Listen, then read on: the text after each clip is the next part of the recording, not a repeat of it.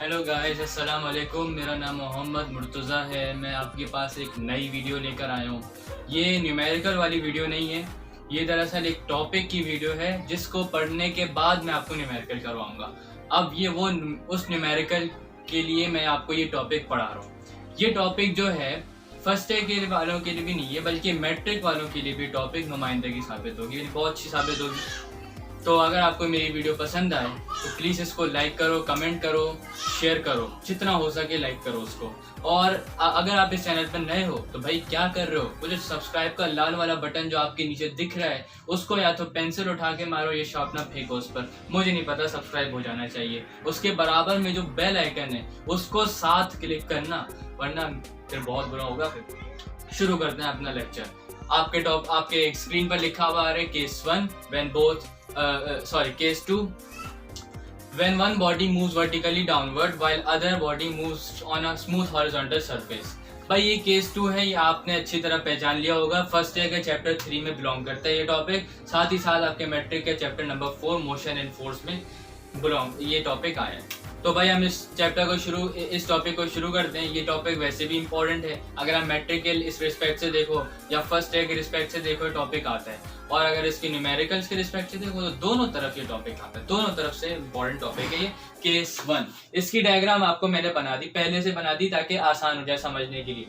भाई आपके पास एक बॉडी होगी जो वर्टिकली डाउनवर्ड लटकी भी होगी। सवाल ने पूछा भाई केस 2 क्या रहा है, when one body moves vertically downward, एक बॉडी नीचे की तरफ जाए, व्हाइल अदर, जबकि दूसरी moves on a smooth horizontal surface, horizontal surface पर मूव करे। और वो कहा क्या, वो हॉरिजॉन्टल सरफेस कैसी होनी चाहिए, वो स्मूथ होनी चाहिए। स्मूथ हॉरिजॉन्टल सरफेस का मतलब है इस स्मूथ हॉरिजॉन्टल सरफेस पर कोई फ्रिक्शन मौजूद नहीं होगी, लिहाजा ये एक आइडियल सिचुएशन आ गई। अच्छा जी, जिस तरह हमने केस 1 में बात की थी कि भाई M1 जो है वो लाजमी बात है कि M2 से ज्यादा होना चाहिए। केस 1 में हमने ये पढ़ा था, लेकिन इसमें ये कंडीशन नहीं है। या तो M1 M2 से ज्यादा भी हो सकता है इसमें, या फिर M1 और M2 दोनों एक दूसरे के बराबर भी हो सकते हैं, या फिर M1 M2 से कम भी हो सकता है, यानी M2 M1 से ज्यादा भी हो सकता है। तीनों केसेस इस पे आराम से लग सकते हैं, लिहाजा इस पे कोई घबराने वाली बात नहीं है।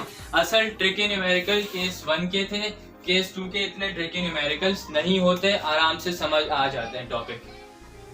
भाई आपको पता है अगर इसका मास M1 है तो इसका weight centre of the earth पर लाई करेगा, जिसका नाम हम दे देते हैं W1। चूंकि बॉडी M1 थी, फर्स्ट बॉडी थी, लिहाजा इसका वेट भी W1 फर्स्ट वेट। जबकि ये जो मास M2 है इसका वेट हम लेंगे W2, और इसका भी weight along centre of earth lie करता है। दो कंडीशंस है हमारे पास, दो बॉडीज है हमारे पास। जब मैं इस बॉडी को लटकाऊंगा, जाहिर सी बात है भाई ये जो बॉडी है ये नीचे की तरफ जाएगी, चाहे इसका वजन M2 से ज्यादा हो, चाहे इसका वजन M2 के बराबर हो, या चाहे इसका वजन M2 से कम हो। भाई इसकी क्या रीजन है, ऐसी क्या बात है कि ये बॉडी इस बॉडी को आराम से खींच रही है। इसकी रीजन ये होती है कि चूंकि जब बॉडी इधर जाएगी तो फ्रिक्शन ऑपोजिट डायरेक्शन में एक्ट करती है, जिसकी वजह से बॉडी रुकती है। लेकिन भाई यहाँ तो फ्रिक्शन है ही नहीं, तो उसको रोकने वाली कोई फोर्स है ही नहीं। लिहाजा जब इसको रोकने वाली कोई फोर्स मौजूद नहीं है तो चाहे तुम 5 न्यूटन वाली बॉडी पर 2 न्यूटन की भी फोर्स लगाओगे, तब भी वो 5 न्यूटन वाली बॉडी इस तरह से नीचे की तरफ, ये 5 न्यूटन वाली बॉडी इस तरह से पुली की तरफ जाएगी, जबकि 2 न्यूटन वाली बॉडी इस तरह नीचे की तरफ जाएगी। ये रूल है, फिजिक्स का लॉ है कि जब भी किसी सरफेस पर फ्रिक्शन ना हो तो चाहे जितनी भी फोर्स लगा लो, चाहे उसके वेट से कम लगाओ, चाहे उसके वेट के बराबर फोर्स लगाओ, या चाहे उसके वेट से ज्यादा फोर्स लगाओ, वो बॉडी हमेशा मूव करेगी, चाहे कुछ भी कर लो। भाई ये केस है, ये आपको समझना होगा। सबसे पहले हम पहली बॉडी पर बात करते हैं, फर्स्ट बॉडी। भाई पहली बॉडी पर हम बात करते हैं, पहली बॉडी पर दो फोर्सेस लग रही हैं। अच्छा, मैं आपको एक बात बताना भूल गया, उसको हम पहले डिस्कस कर लेते हैं। अगर ये M1 मास नीचे की तरफ जाएगा तो अपने साथ M2 को उधर भी लाएगा, लिहाजा इनके अंदर एक्सेलरेशन जनरेट हो जाएगी। भाई हमसे कहा जा रहा है कि वो एक्सेलरेशन बताओ, यानी हमें एक्सेलरेशन निकालना है। उसी दौरान स्ट्रिंग में आप अगर किसी धागे को पकड़े और इस धागे का एक एंड आप अपने हाथ में पकड़े, उस धागे का दूसरा हैंड आप किसी वजन से लटका दें, तो आपको ये तो महसूस पड़ेगा कि भाई वजन उसको नीचे की तरफ खींच रहा है, लेकिन आपको एक और चीज महसूस होगी और वो ये कि भाई धागे में ऊपर की तरफ फोर्स लग रही है, यानी एक ऐसी फोर्स लग रही है जिसने इस धागे और वेट को बैलेंस रखा हुआ है। वो फोर्स है, वो है टेंशन इन द स्ट्रिंग।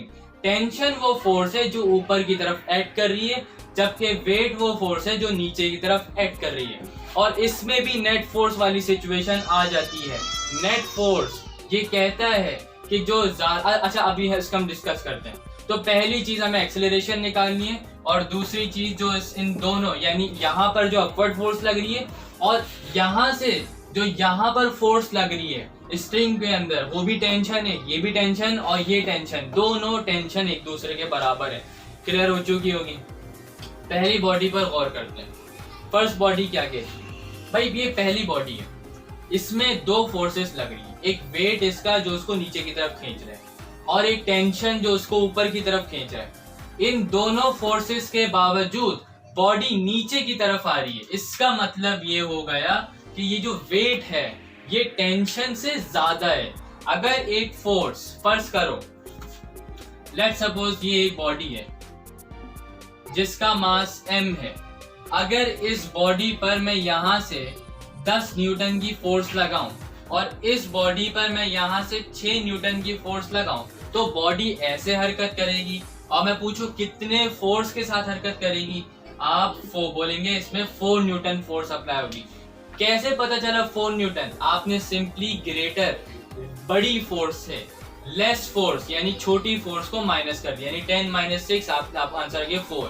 तो जो बड़ी फोर्स है वो अपनी डायरेक्शन में बॉडी को ले जाती है। तो भाई अगर बॉडी नीचे की तरफ आ रही है तो यहाँ पर वेट बड़ी फोर्स हो गई, टेंशन छोटी सी फोर्स हो गई, लिहाजा वेट बड़ा है टेंशन से, weight W1 is greater than T, और लिहाजा यहाँ पर नेट फोर्स की सिचुएशन ये बन गई कि नेट फोर्स बराबर हो गया ग्रेटर फोर्स में से कम फोर्स यानी छोटी फोर्स को माइनस कर देते हैं। भाई नेट फोर्स का फॉर्मूला सिंपली होता है MA। चूंकि ये मास M1 है लिहाजा ये M भी M1 हो जाएगा। W1, भाई W बराबर होता है mg के, लिहाजा W1 है तो W1 बराबर हो जाएगा M1g के। ये हो जाएगा M1g माइनस T, ये हो जाएगी इक्वेशन 1। आ जाते हैं सेकंड बॉडी की केस पर।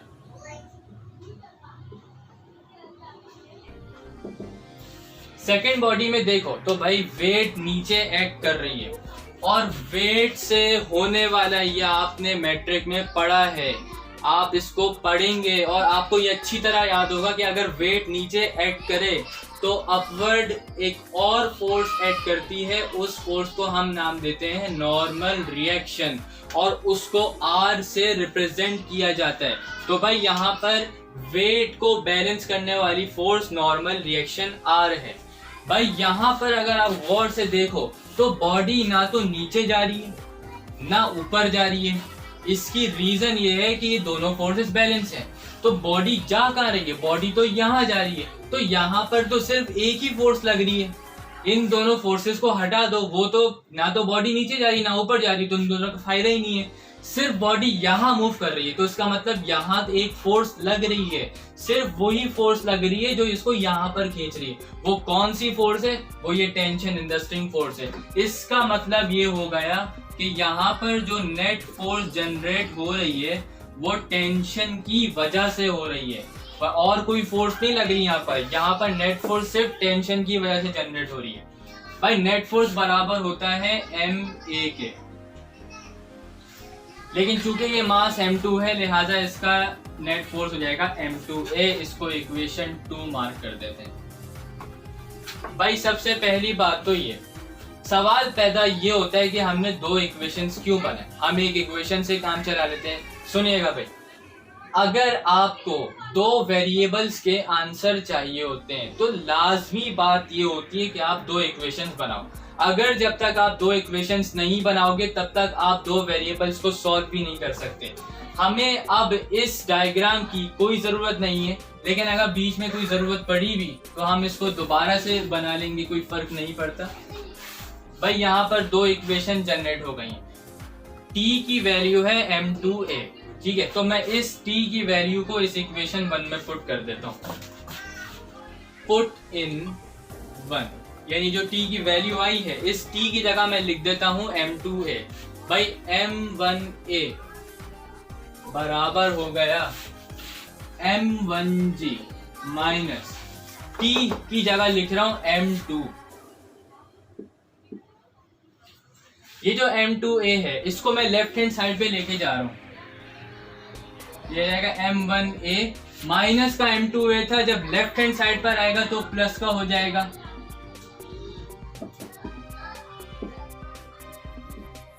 भाई यहां से आप देखो तो ये दो फैक्टर्स हैं, इन दोनों फैक्टर्स में एक्सेलरेशन यानी a कॉमन है, तो हम a को बाहर निकाल लेंगे।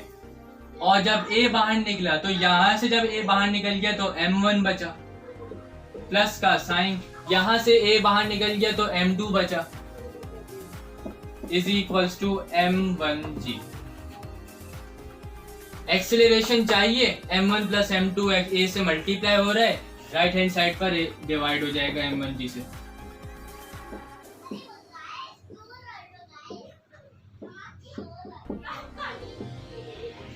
हमें मिल गया एक्सेलरेशन। इस फॉर्मूले से अगर मुझे सिर्फ m1 यानी m1 मास मालूम हो जाए और m2 मालूम हो जाए, सिंपली मैं इसमें वैल्यूज पुट करूंगा, मुझे g की भी वैल्यू मालूम है, आराम से एक्सेलरेशन आ जाएगा। ये जो एक्सेलरेशन की वैल्यू निकली है इसको हम इक्वेशन 2 में पुट कर देते हैं। पुट इन 2 होगा क्या, t बराबर है इक्वेशन 2 में t is equal to m2। a की जगह हम लिख रहे हैं m1g upon m1 plus m2। a की जगह हमने लिख दिया, ठीक है। ये जो a है इस पूरे a की जगह ये पूरा लिख दिया। आप m1 पहले लिखो या m2 पहले लिखो, बात एक ही है। तो हम m1 पहले लिख देते हैं क्योंकि तरतीब में अच्छा नहीं लग रहा। तो हमारे पास दो चीजें जनरेट हो गई, यानी हमने दो चीजें डिराइव कर ली। एक तो जो एक्सेलरेशन उन दो बॉडीज के अंदर जनरेट हो रही थी वो निकाल ली, और एक टेंशन इन द स्ट्रिंग जो दोनों बॉडीज में जनरेट हो रही थी वो निकाल ली। अगर आपको इस टॉपिक से रिलेट कोई सवाल है तो आप जरूर कमेंट सेक्शन में कमेंट कर दीजिएगा। मैं अपनी पूरी कोशिश करूंगा कि आपको वो समझा दूं अच्छी तरह। और अगर आपको ये वीडियो पसंद आए मेरे चैनल को लाइक करो। भाई बहुत सारे लाइक आने चाहिए। अगर आप इस चैनल पर नए हो, मैं दोबारा से कह रहा हूँ, सब्सक्राइब कर दो। उस बटन जो लाल वाला बटन जो आपको दिखाई दे रहा है बिल्कुल मेरी शर्ट की तरह, उस पर पेंसिल फेंक कर मारो या शॉर्पनर, मुझे नहीं पता, सब्सक्राइब हो जाना चाहिए, क्लिक हो जाना चाहिए। उसी के बराबर में नोटिफिकेशन का बेल आइकन का बटन है, वो भी उस बटन के साथ क्लिक होना चाहिए। तब तक के लिए इजाजत, अल्लाह।